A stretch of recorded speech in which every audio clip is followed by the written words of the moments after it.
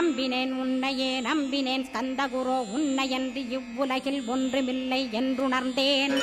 நன்கறிந்து கொண்டேன் நானும் உனதருளால் விட்டிட மாட்டேன் கந்தா வீடதருள் வீரே.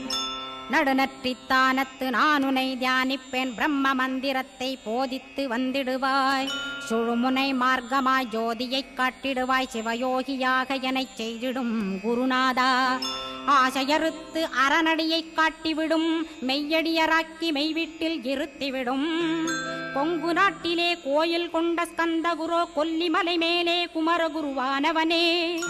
கஞ்சமலை சித்தர் போற்றும் ஸ்கந்தகிரி குருநாதா கருவூரார் போற்றும் காங்கேயா ஸ்கந்தகுரோ.